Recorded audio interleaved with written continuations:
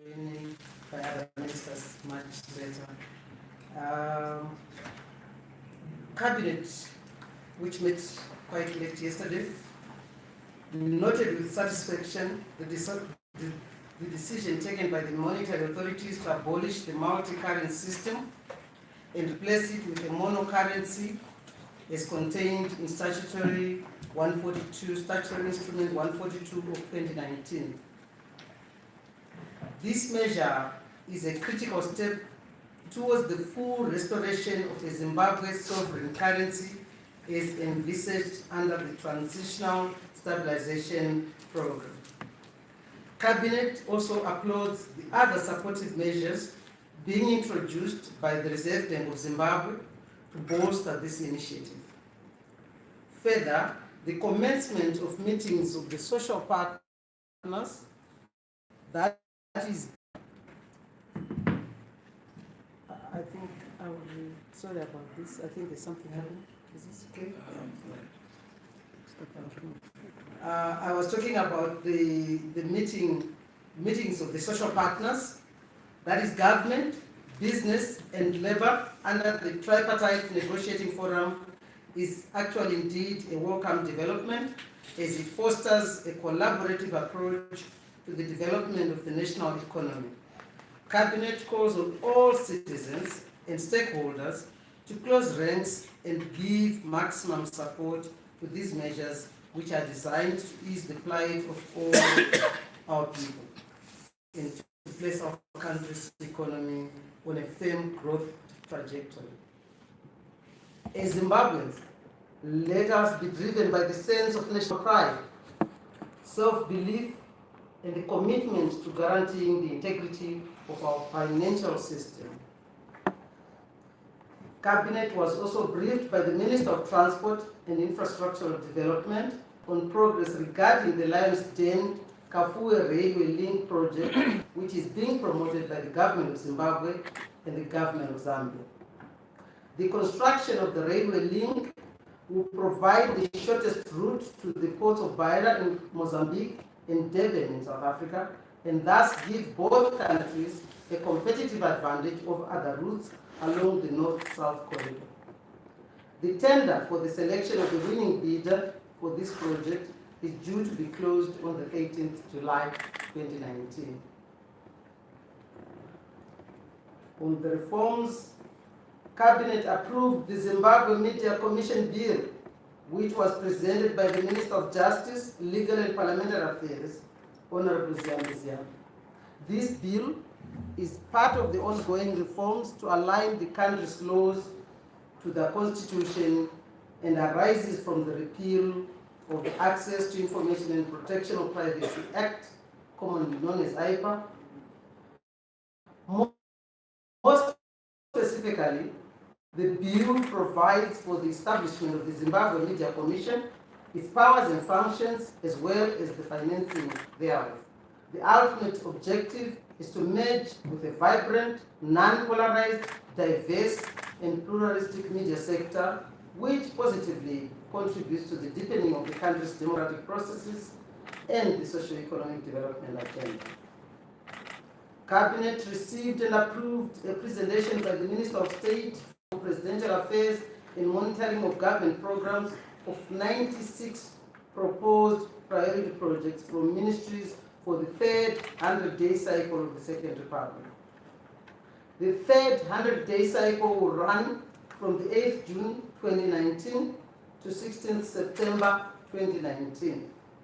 A copy of the full list of the projects involved shall be available to the media right after this briefing. As usual, the nation will be briefed on progress on the implementation of the projects in due course.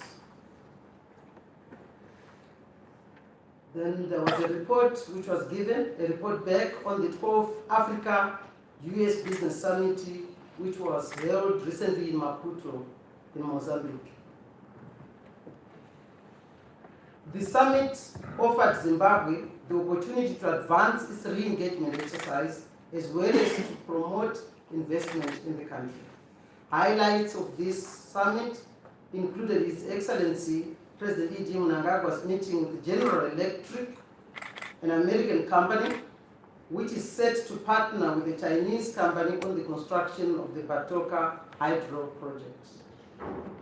The company expressed willingness to invest US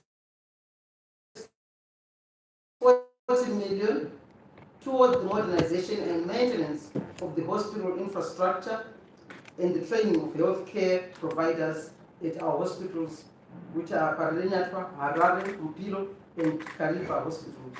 And this will be done over a period of 7 years. A detailed proposal will be submitted in due course for consideration by the government of Zimbabwe on this one. His Excellency, the President, also discussed with his Mozambican counterpart, President Nyusi of Mozambique, the prospects of Zimbabwe importing additional power from Cabora Bassa in order to ease the current power supply challenges. And on the energy and power supply situation, Cabinet was advised by Minister Honorable Chassi of Energy and Power Development that Treasury has now fully paid off government's debt obligation to ZESA, which was around RTGS 20 million. And a further 20 million RTGS is due to be advanced to ZESA by Treasury in order to boost power generation by the utility. This, together with the payment of US $10 million to ESCOM, should certainly help alleviate the current power supply situation in the country. And I thank you. Thank you, Honorable Minister, for the brief. Now we come to our counter in terms of fielding questions to the Minister and the other ministers here present. As usual, we'll give you 2 rounds. First rounds will take 4 questions from members of the media, and then the second round, another 4, if there are any more persons who would want to pose questions. So without much ado, we call on you as usual. You indicate, although we know you, who you are, the organization you represent. Just a middle there. Thank you. My name is Zanu-PF from News 10. The Minister indicated about the TNF meeting, which is supposed to be on today, rather. Yesterday, the trade unions said the government's decision to introduce the US dollar happened at a time we were supposed to have a TNF, which, according to the TNF Act, ought to have acted as a consultative forum for all the parties, that is Labour, business and government, to come up with such a policy whose effect are not only about civil servants or the currency issue, but go beyond the economic and social aspect of the country. How government respond to these labor unions who are alleging that this is hypocrisy from government. They are calling for a TNF meeting, yet they've already made a huge policy statement with a very varying impact on it. Thank you. Okay. Yes, please. Ishmael Kudipo, I'm a freelancer. My question is for Minister Chassi. There have been some developments, as Minister Msango pointed out, in terms of trying to alleviate our power challenges. How soon can we see an impact? Or is this going to be like back to normal, where we have power 24/7, or reduced load shedding? Okay. Any other? Yes, please. The other guy. The name is Clarkson Mambo from New Zealand. I have 2 questions for Minister Chassi.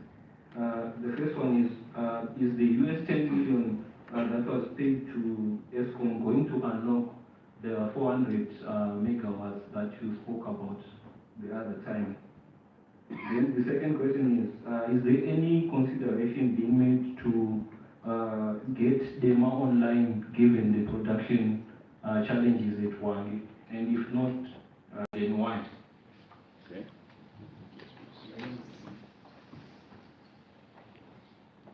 My name is Jeffrey Moyo. Okay. Represent. I'm a journalist with the New York Times. Okay. My question is directed. My name is Jeffrey Moyo. I'm a journalist with the New York Times. My question is directed to the Minister Mshango. In your undertaking as government, would you say people will have confidence with the monocurrency that you just spoke about, considering that they still have memories of the 2008 hyperinflation, which rendered the local currency?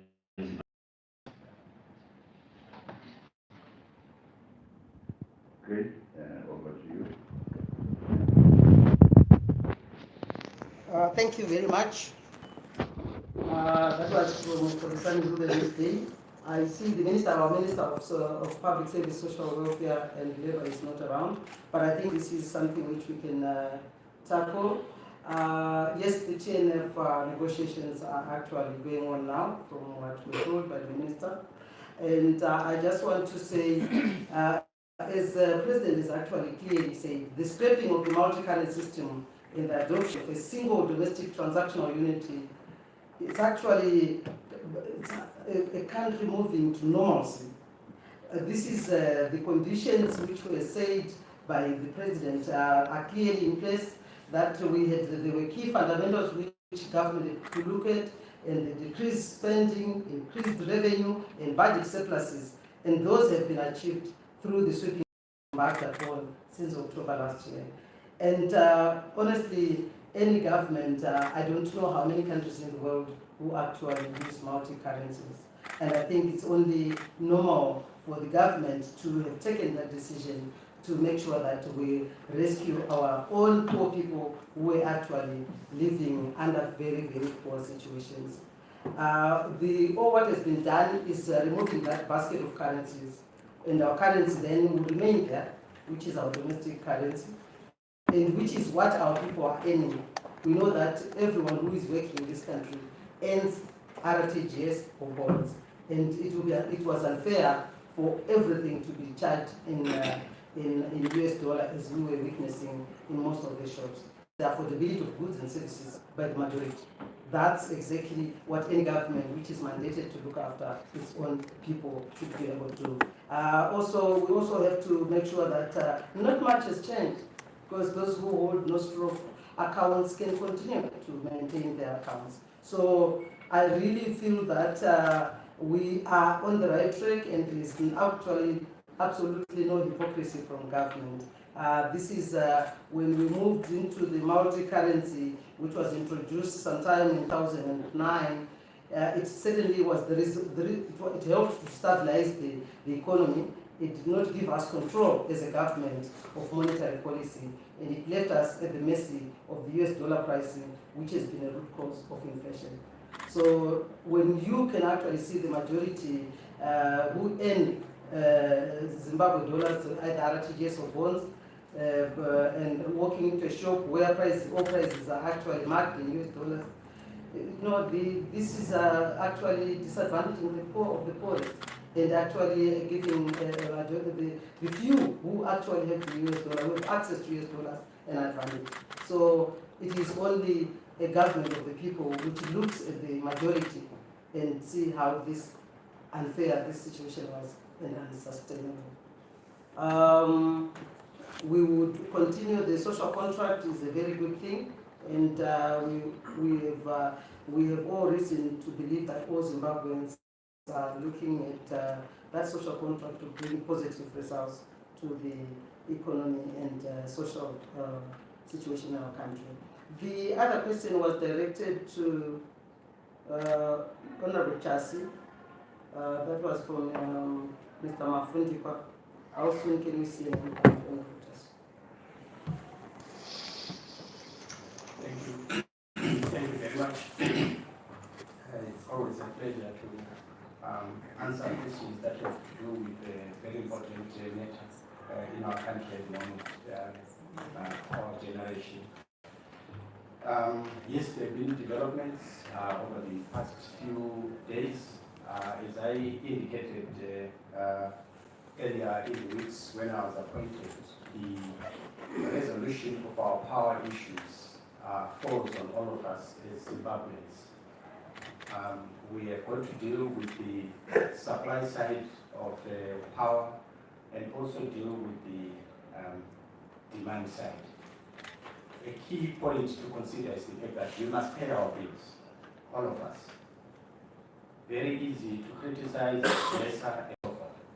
But when we have a bill of 1.2 billion to our own utility, which is at the very left center of our economy, I think it's a wake-up call for all of us to take the necessary measures to ensure, first, that the utility is viable, and secondly, that it is also able to interact with other actors, particularly the much-needed investors that we want in our country. So yes, I have insisted that we all must pay, including government departments, and government is acted very swiftly to my request with the payment of 20 million, slightly above what government departments have owed ZESA. So this has been rounded up to 20 million. Why is this important? Well, all of us must pay our bills, and government, I think, has led the way by paying. What are we going to do with the money that is going to ZESA? We're not just throwing this money at them, even though they're the ones who are owed. We are engaged in discussions which make sure that that money is applied, it is deployed to areas of generation, part of which is the production of coal, which is key to the generation of thermal power. And so yes, that is significant. We're expecting another 20. We also have a plan on its utilization. We need a plan for power in Zimbabwe. A plan that recognizes the fact that we have a deficit, but our vision is not simply to extinguish the deficit. It is also to bring us to a point where we can actually export power to ZESA, and the payment of the 10 million are really the short-term measures that we can take to ensure that we have sufficient power to the entire country, particularly the productive sector, and that we also address the load shedding, which is causing a lot of hardship to the public. I am not at the moment in a position to say specifically what we're going to get from ESCOM. We're engaged with them. We've made a significant payment, and we should be getting some relief from that quarter. If we're able to get the 400 megawatts, that would be very, very good, because it's going to deal with the spike of consumption that we experience every day, which is what is occasioning load shedding. So I think we're going to continue on this path, but we also need to deal with the demand side, as I said. We're coming up with a program to install meters in government departments.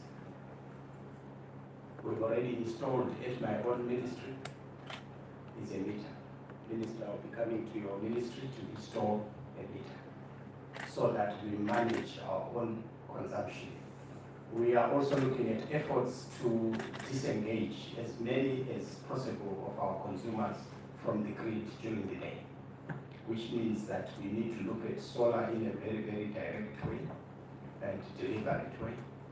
I've just asked that we have an aerial view of Harare to see the amount of roof space that can be used for purposes of installation of solar.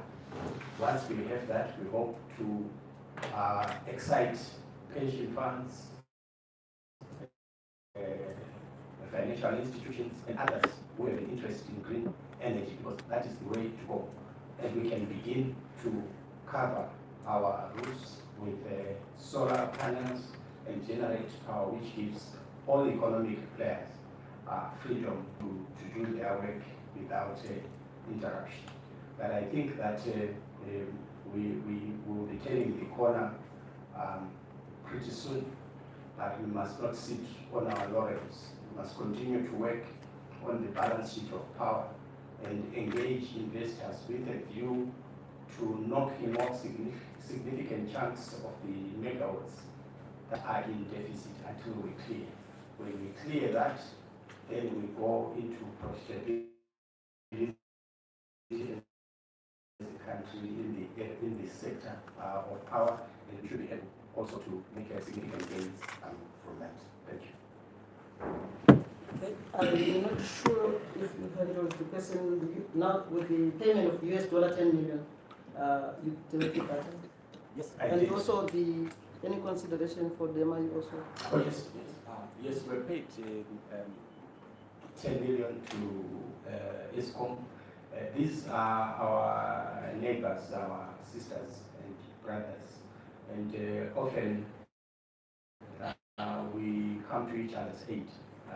There are a number of countries in SADC who have challenges, even next door to Zambia. There's also significant load shedding that is happening. So, like I indicated, I can't pronounce at the moment exactly the megawatts that we are going to be receiving, but that payment of 10 million is a significant development which we expect to alleviate our current difficulties in the area of power. We are also going to engage in further detailed discussions with our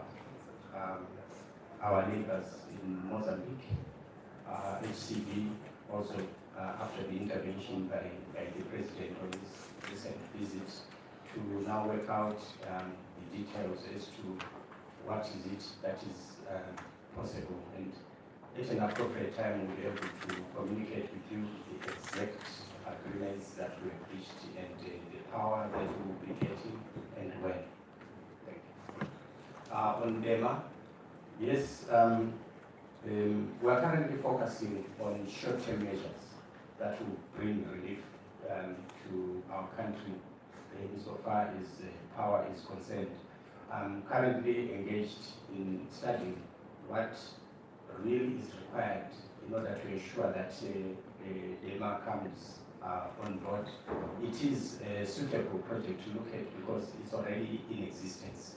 But we want to see the costs that we have to meet in order to ensure that it kicks in as soon as possible. Once we are clear on that, we'll be able to communicate our position to you. Thank you, Minister Honorable Tassi. And the last question was from Jeffrey Moore, New York Times, in terms of confidence building of our people. I'm actually with normalcy. And normalcy means that the country must take its own currency. I was in South Africa not long ago, 2 weeks ago, and I had $300 on me, US dollars, and I went to a shop, 3 shops, I didn't have much time, and all of them refused to accept my US dollars. I was actually asked to go to a bank where I had to wait in a queue for more than an hour, and I filled quite a number of forms to make sure that I take. It's actually, we are now living in an abnormal situation, and this statutory instrument is brought back normalcy to the country. We are aware that this is a process. I mean, we have been having a multi-currency for quite a long time, so it's a process. And there will be a lot of work with the government, together with the Reserve Bank, the Ministry of Finance, will be putting, I think the statutory instrument will maybe one step towards achieving what we want to achieve. But there's a lot more steps which will be then be given to the people so that at least our people have good confidence. I must say it has always been clear that our economy can only truly take off if we have got our own currency. And I must say to the people of Zimbabwe, we cannot be fearful of change. And we must boldly embrace change and move forward. This is what your government, and the conditions which are put in place is for all Zimbabweans to actually benefit, not just a few Zimbabweans who were benefiting from the US dollar use in the country. I thank you. Thank you very much, Chair. Now let's have the last round.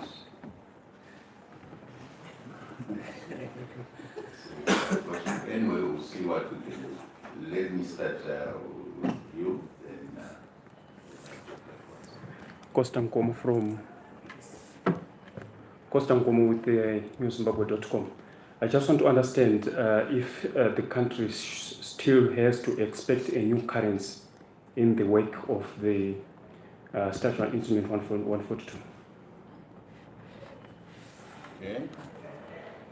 Yes, please. My name is Maxwell Tapatapa from Star FM. My question goes to the Minister of Energy. I would like to hear from you what exactly strategies are you going to use in terms of collecting debts, considering that we have many companies, many institutions that owe ZESA, and also many households that owe ZESA. And also the issue of meters. I understand that there are a lot of households that hasn't been installed as a meter by ZESA. What are you going to do in terms of that? Okay. I have all now made some decisions.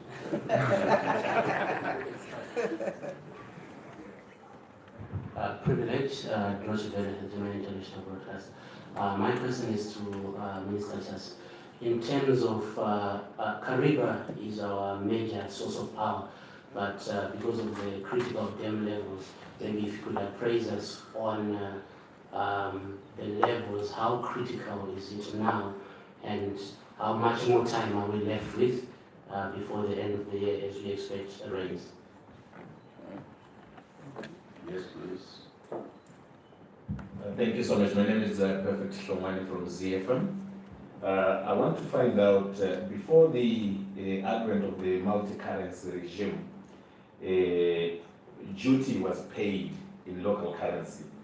And my question is, why is it that now, even for luxuries, people are asked to pay in foreign currency? Is that not double standard on the part of the government? Yes. Thank you, Taku Chambakwi from Zanu-PF TV. My question goes to Minister Nyoni. To say in this era we've entered now, we were saying we phased out the US dollar as legal tender. The informal sector is one of the largest sectors in the country. In the months that have gone by, government had said let's embrace plastic money, but most players in the informal sector, they're saying we don't want that. We want to use cash, and people were using cash. They were not listening to the call of government. Now that you've said let's phase out the US dollar, how are you going to ensure that you also implement the regulation or the policy to be implemented at that level? Because the people in the informal sector have the largest stake regards the market in Zimbabwe now. How will you ensure that trading using the US dollar will be abolished? And then to the Minister of the moment, Minister of Energy, you've spoken about the responsibility of government paying the 20 million. You've also spoken on the behalf of the nation to say let's pay our bills.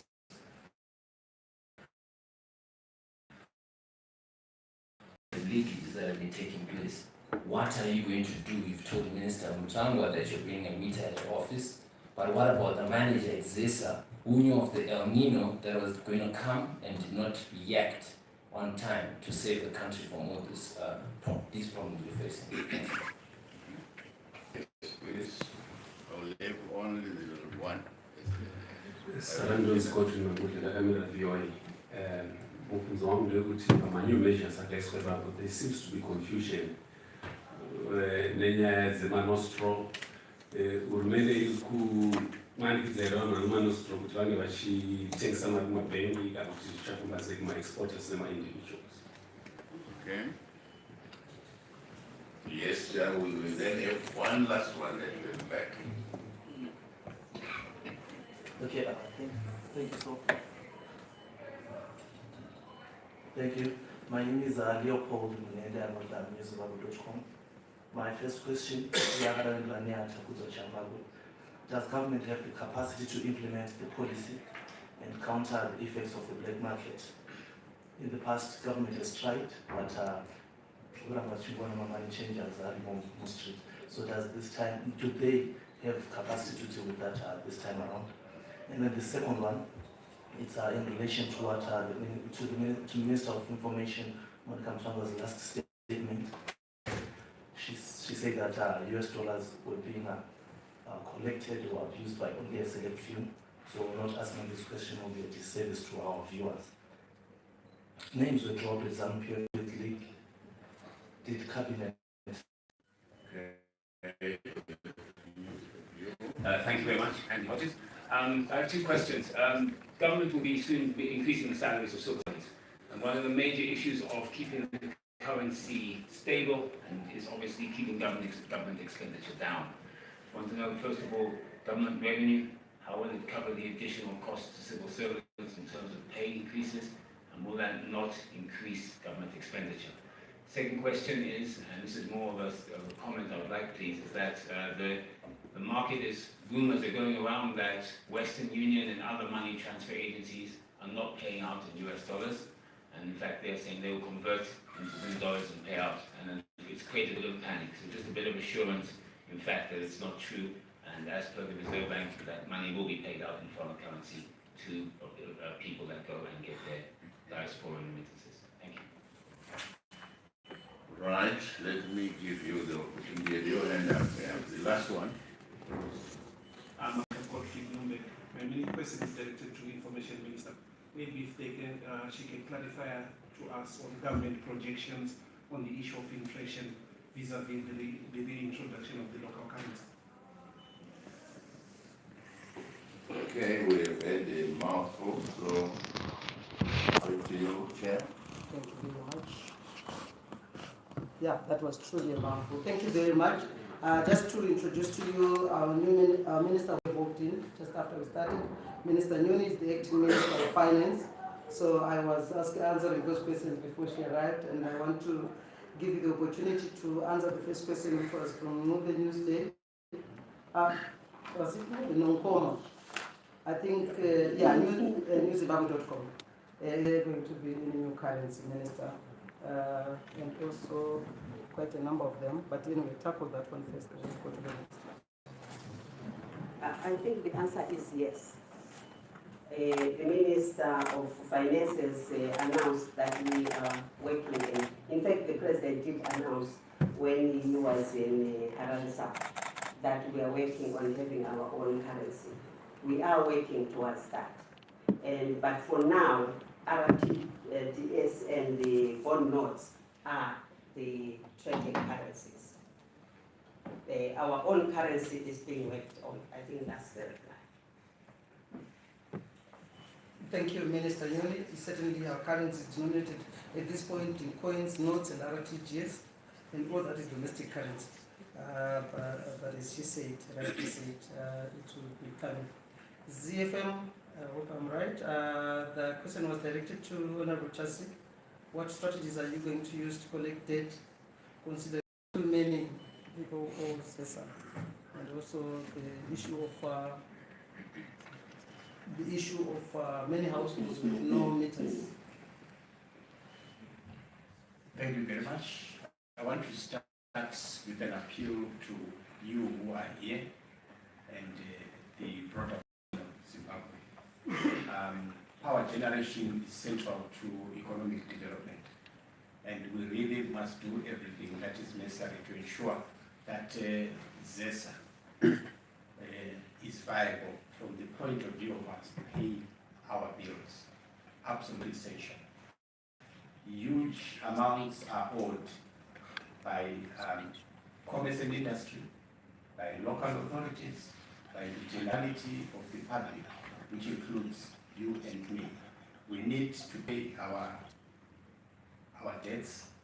We cannot consume power and expect that there's nothing that we have to pay for it. We can't run businesses which consume power and we do not consider that that is part and parcel of the costs of production.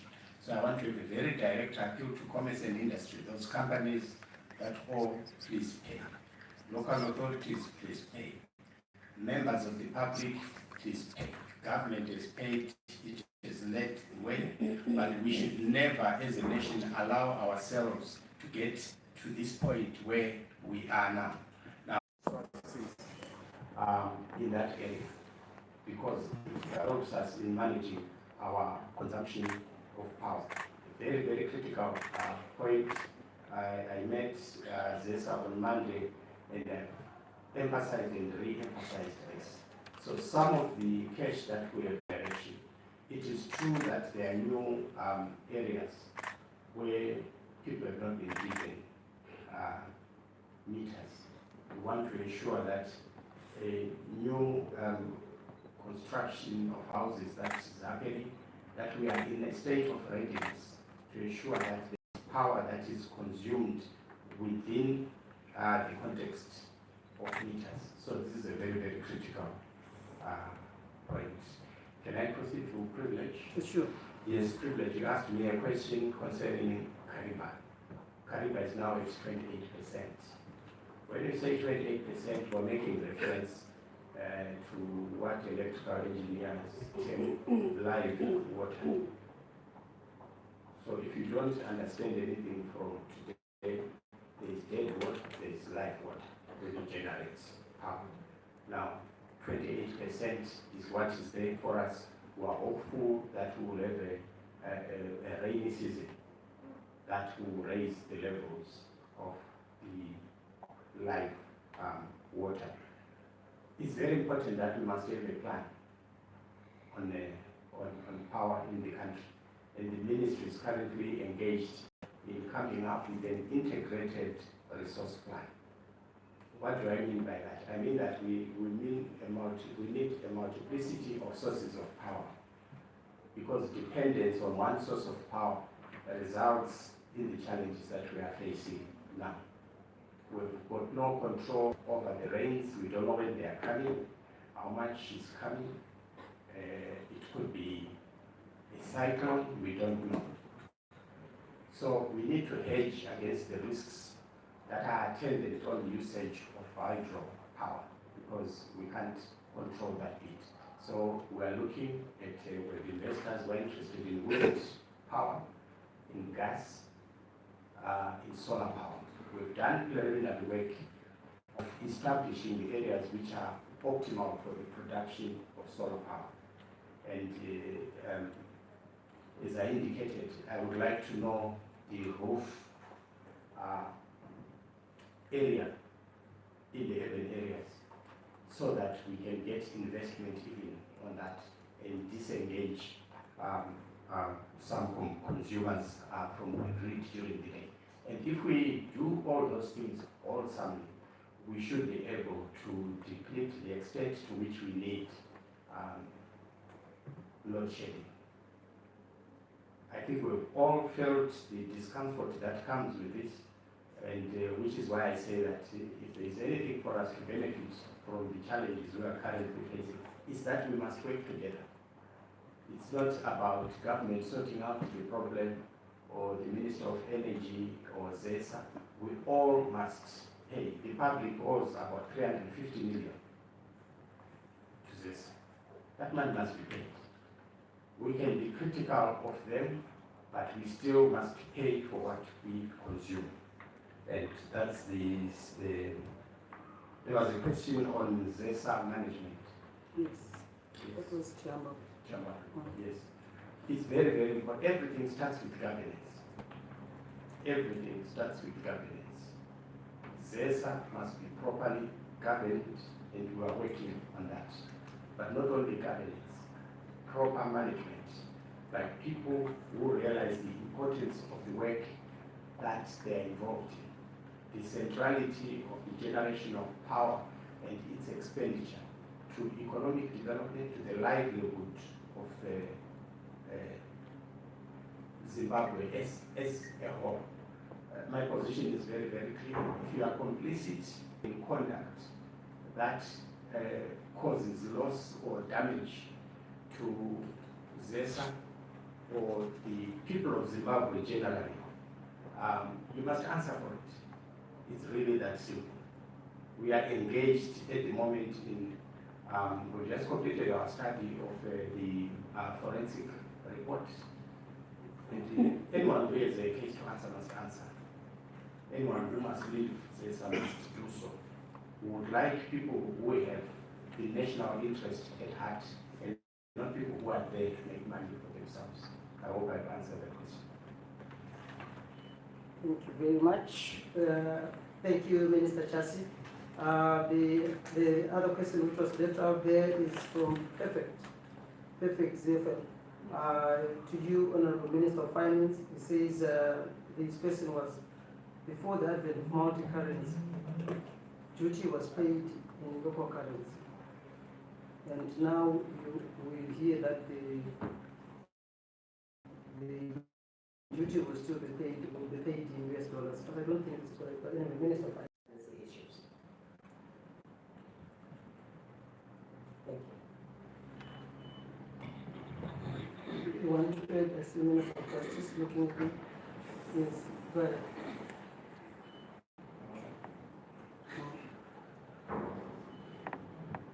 I just wanted to say that the duty was payable in foreign currency. We had a multi-currency regime, so there was nothing that could stop. We had a multi-currency Zanu, and we wanted to pay in US dollars. There was nothing to stop you from doing that. But there was a time when the Minister of Finance indicated that luxury goods, they were now going to be, duty was payable in foreign currency, and that has been maintained in this statutory instrument. The question was before the advent of the multi-currency regime, people were paying in local currency. Was that not the position? Before the advent? You mean in 2008? Yes, going backwards. So what was the question? So the question is, people were allowed to pay in local currency then. When the multi-currency came, it was either you pay in foreign currency or you pay in local currency. Then the instrument now says for luxuries, you are now supposed to pay in foreign currency, like if you want to import a car. Why is that? Is that not a double standard on the part of government? Because government has said we are reverting back to local currency. You want to take it or give it back to the Minister of Finance? You want to take it up? Thank you. I think there's no double standard, because if you are importing a luxury, obviously you have the dollars or the rands. So why are you saying you don't want to pay in rands when you have the rands to go across the border and pay? So it's actually above board, because you have the money and so you can pay.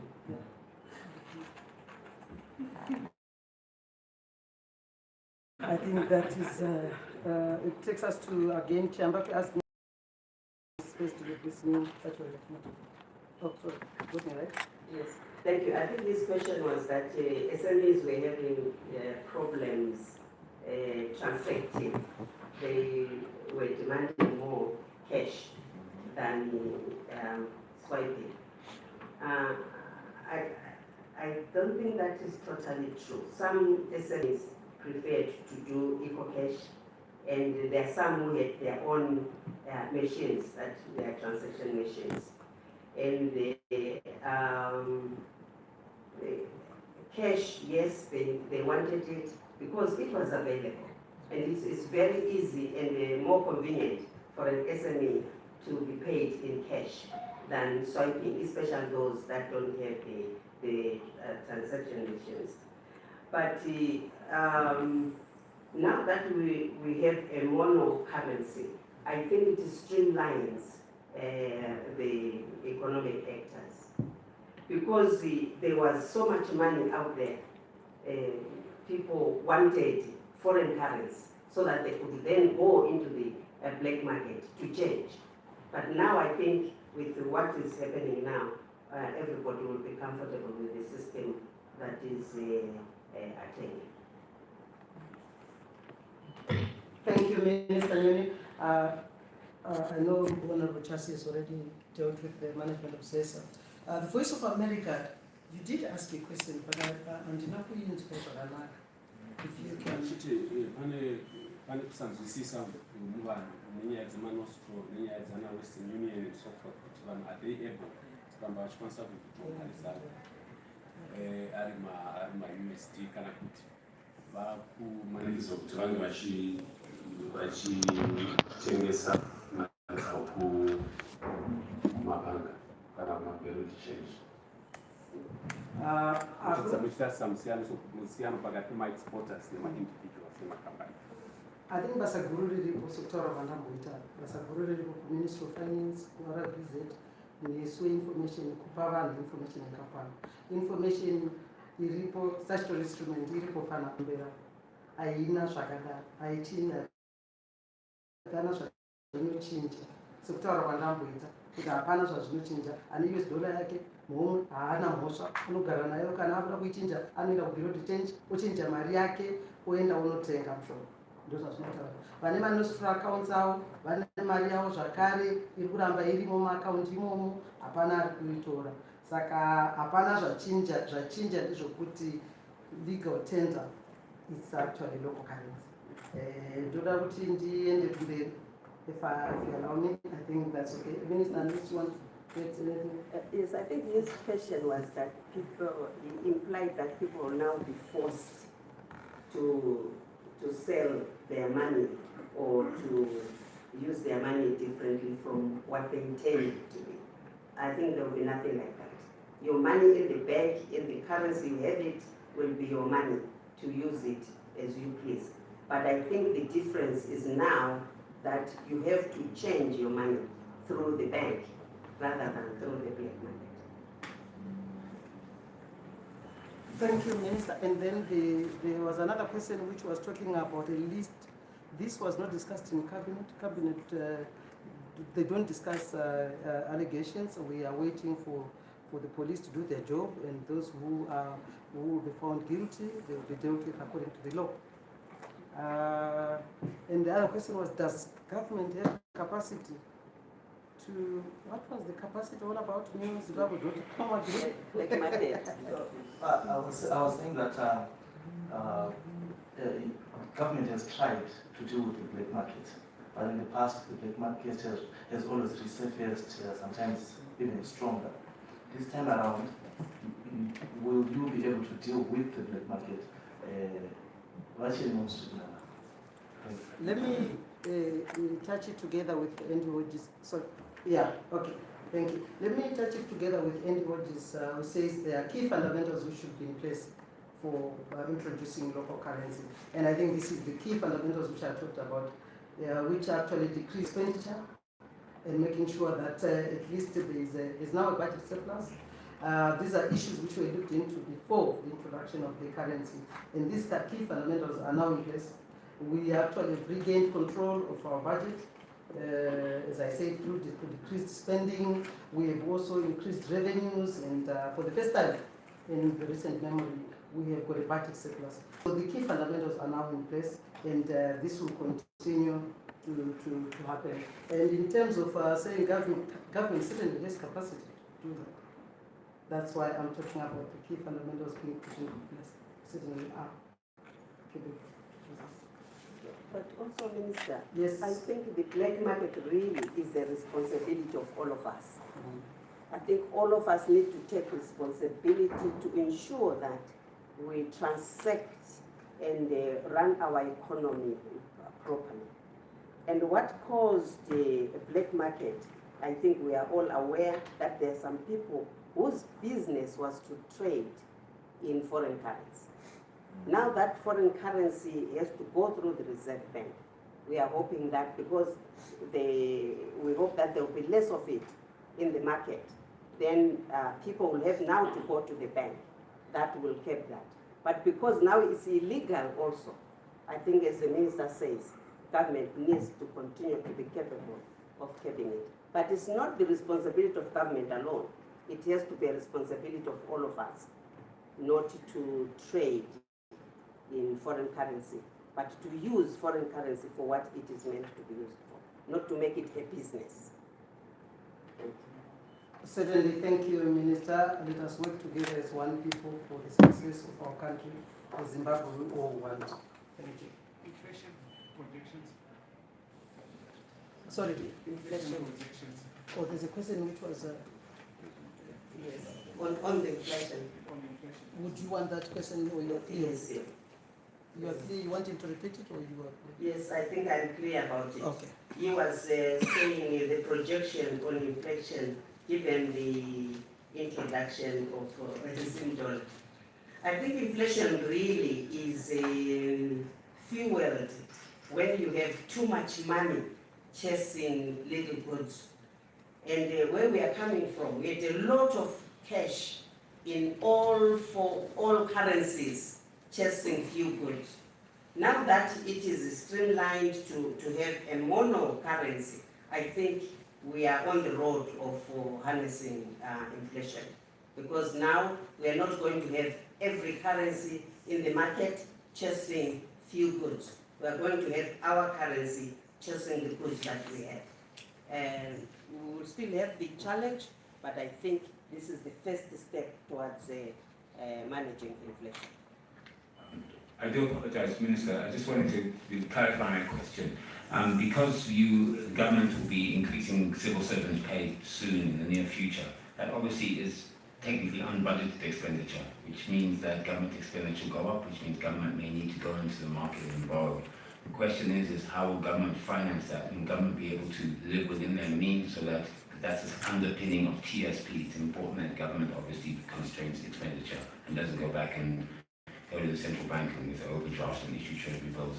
So the government makes sure that they will raise revenue or have enough revenue to cover those expenses without having to put in additional taxes to the ordinary Zimbabwean. Thank you. I think the difference between now and the old regime is that the government now is committed to living within its means. If you hear the Minister of Finance pronouncing an expenditure, they've already projected, they've already know that the budget will be there for it. We are committed as a government right now never to live beyond our means. We are not going to borrow to spend, but we are going to make sure we start with the revenue and then budget and then spend. So if we say we are going to pay civil servants, what it really means is that the budget is already there. So no fears. All right, I want to thank you and let's meet again.